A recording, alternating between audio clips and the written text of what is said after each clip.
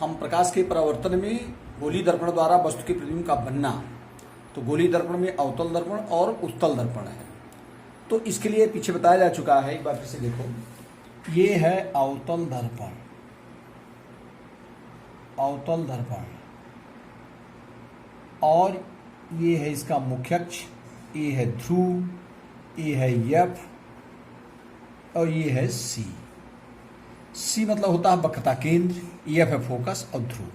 अब इसमें हम कंडीशन रखेंगे, इसके द्वारा प्रतिबिंब कैसे बनेगा।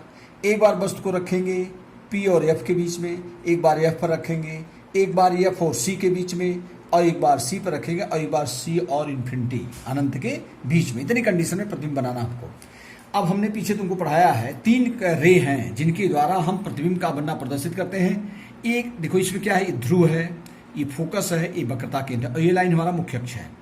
तो 3 रे हैं जिनके द्वारा हम दर्पण में प्रतिबिंब का बनना प्रदर्शित करते हैं। एक मुख्य अक्ष के समांतर चलने वाली प्रकाश की किरणें परावर्तन के पश्चात फोकस से होकर जाती हैं। दूसरा है वक्रता केंद्र से होकर जाने वाली प्रकाश किरणें जिस पथ से जाती हैं परावर्तन के पश्चात उसी पथ से पुनः वापस लौट आती हैं।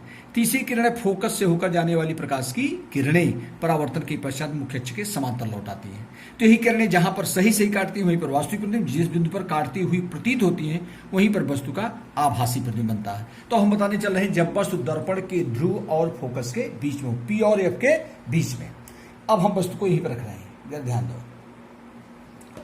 ये हमारी है वस्तु। अब जरा ध्यान दीजिए, हमने पढ़ा है मुख्य अक्ष के समांतर, थोड़ा बड़ा बना दें, ये है वस्तु। मुख्य अक्ष के समांतर चलने वाली प्रकाश की किरणें, ये किरण चल रही मुख्य अक्ष के समांतर। अब परावर्तन के मुख्य अक्ष के समांतर चलने वाली प्रकाश की किरणें परावर्तन के पश्चात फोकस से होकर आती हैं। किससे? फोकस से होकर। और दूसरा है वक्रता केंद्र से होकर जाने वाली प्रकाश की किरणें। ये किरण जो वक्रता केंद्र से होकर जा रही है, ये ध्यान दो, ये किरण जिस पथ से जाती है उसी पथ से पुनः वापस लौट आती है, और ये किरणें जा करके पीछे एक पॉइंट पर काटती हुई प्रतीत होती है। या ध्यान दीजिए, अब यहीं पर हमारा वस्तु का प्रतिबिंब बनेगा। अब प्रतिबिंब कहां बन रहा है? दर्पण से पीछे, आभासी, आभासी चूंकि काटती हुई प्रतीत हो रही हैं। अब दर्पण से पीछे आभासी, सीधा और वस्तु से बड़ा बनता है। तो इसमें हो जाएगा वस्तु का प्रतिबिंब आभासी, सीधा,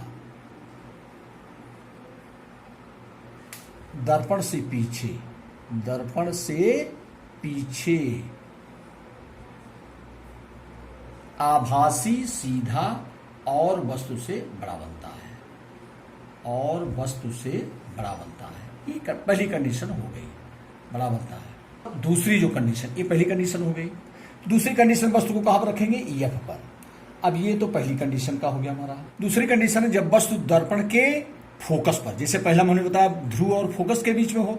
अब हम वस्तु को कहां पर रख रहे हैं? फोकस पर। ये वस्तु हमारी फोकस पर है, या ध्यान दीजिए। अब फोकस पे होकर, अब इसमें भी यही वस्तु है, इसमें वही कंडीशन, मुख्य अक्ष के समांतर चलने वाली प्रकाश की किरणें परावर्तन के पश्चात फोकस से होकर आती हैं। किससे होकर आती हैं? फोकस से। और वक्रता केंद्र से होकर जाने वाली प्रकाश की किरणें, वक्रता केंद्र से होकर जाने वाली प्रकाश की किरणें ये जिस पथ से जाती हैं उसी पथ से टकरा कर पुनः वापस लौट आती है परावर्तन के पश्चात। या ध्यान दीजिए, ये किरणें जा करके अनंत पर काटती हैं। कहां पर काटती हैं? अनंत पर। तो इसमें वस्तु का प्रतिबिंब कहां बनता है? अनंत पर। तो अगर वस्तु फोकस पर स्थित हो तो उसका प्रतिबिंब कहां बनेगा? अनंत पर। वस्तु का प्रतिबिंब अनंत पर बनता है, वस्तु का प्रतिबिंब अनंत पर बनता है। अब जरा ध्यान दीजिए, तो ये दूसरी कंडीशन हो गई कि अगर वस्तु फोकस पर है तो उसका प्रतिबिंब कहां बनेगा? अनंत पर। यही 3 किरणें हैं, जरा ध्यान दीजिए। एक है मुख्य अक्ष के समांतर, और दूसरा है वक्रता केंद्र से होकर जाने वाली, और तीसरा जो हमारा है फोकस से होकर जाने वाली। यही किरणों को हम करेंगे जहां पर काटेंगे वह सही सही वहां वास्तविक प्रतिबिंब, जिस बिंदु पर काटते हुए प्रतीत होंगे वो आभासी प्रतिबिंब। तो ये फोकस पर स्थित वस्तु का प्रतिबिंब कहां बनता है? अनंत पर बनता है। तीसरी कंडीशन है जब वस्तु फोकस एफ और वक्रता केंद्र सी के बीच हो, माने अब तक हम एक बार पी और एफ के बीच में रखे, एफ रखे, अब एफ और सी के बीच में रख रहे हैं। ये जरा ध्यान दीजिए, ये वस्तु हमारी है, ये हम रख रहे हैं एफ और सी के बीच में। अब इसमें क्या होगा, हमने पढ़ाया है मुख्य अक्ष के समांतर चलने वाली प्रकाश की किरणें। ये मुख्य अक्ष के समांतर चल रही, मुख्य अक्ष के समांतर, ये परावर्तन के पश्चात किससे होकर लौटती हैं, ये फोकस से होकर, ये किरण हमारी फोकस से होकर वापस जाती है। परावर्तन के पश्चात किससे होकर जाती है, फोकस से। और दूसरा ये है, ये जरा ध्यान दीजिए, दूसरा है फोकस से होकर जाने वाली प्रकाश की किरणें।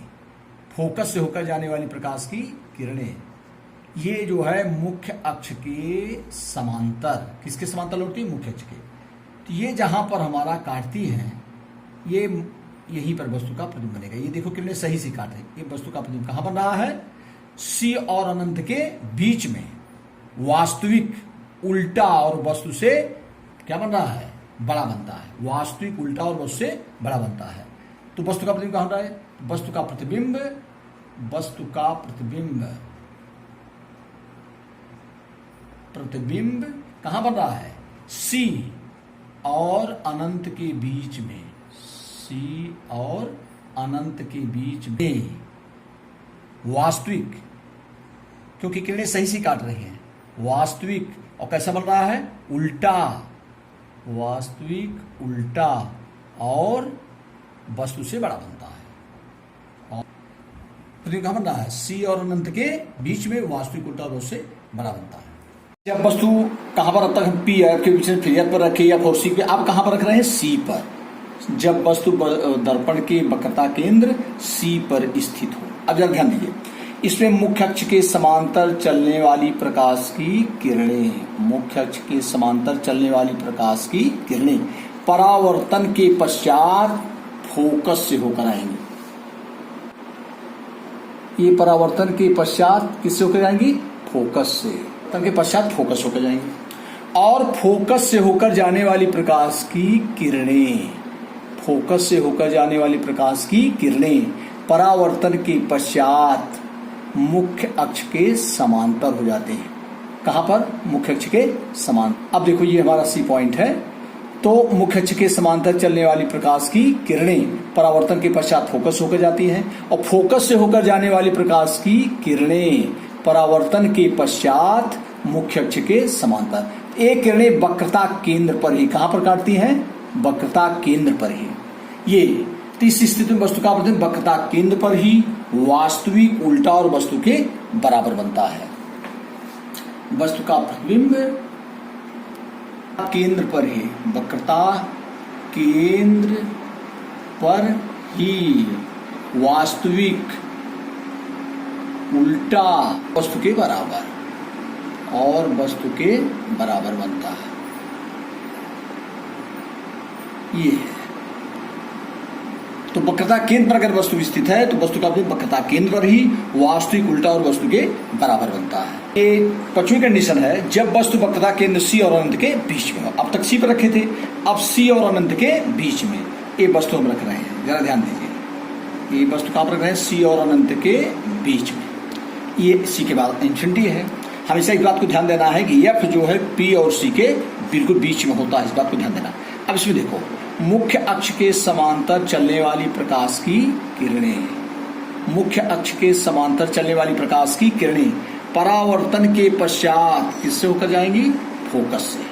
किससे होकर जाती हैं, फोकस से। और दूसरा है वक्रता केंद्र से होकर जाने वाली प्रकाश की किरणें, वक्रता केंद्र से होकर जाने वाली प्रकाश की किरणें ये जिस पथ से जाती हैं परावर्तन के पश्चात उसी पथ से वापस लौट आती हैं। तो ये किरणें कहां पर काटती हैं, एफ और सी के बीच में, यही काटेंगी। एक किरणें एफ और सी के बीच में देखो काट रही हैं।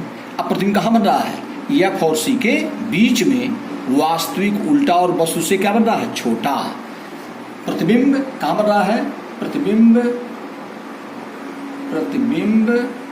एफ और सी और एफ और सी के बीच में, एफ और सी के बीच में वास्तविक उल्टा वास्तविक उल्टा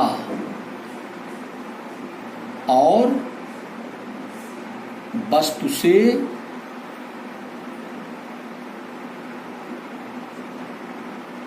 से छोटा बनता है। यह है अंतिम कंडीशन है जब वस्तु अनंत पर स्थित हो। इस बात को ध्यान दीजिए, फोकस पर स्थित वस्तु का प्रतिबिंब अनंत पर बनता है और अनंत पर स्थित वस्तु का प्रतिबिंब फोकस पर बनता है। अब ये अनंत पर वस्तु है, ये हमारा जैसे मिरर है, ये मिरर। अब जरा ध्यान दीजिए, जैसे तुम पीछे बना चुके हो, ये हमारा है P, ये है F और ये है C। अब वस्तु हमारी कहाँ पर है? अनंत पर। ये मान ले रहे हैं, ये जो है ए किरणें जा करके ऐसे परावर्तित होंगी। तो ये सारी किरणें कहाँ पर मिलती हैं? जाकर के परावर्तन के पश्चात ये जाकर के जो वक्रता की सारी किरणें हैं ऐसे ये जाकर के ही फोकस में मिलती है। तो फोकस में बहुत छोटा सा वस्तु का प्रतिबिंब बनता है, यहीं पर बहुत छोटा सा प्रतिबिंब। तो अनंत पर स्थित वस्तु का प्रतिबिंब फोकस पर और फोकस पर स्थित वस्तु का प्रतिबिंब अनंत पर बनता है। धन्यवाद।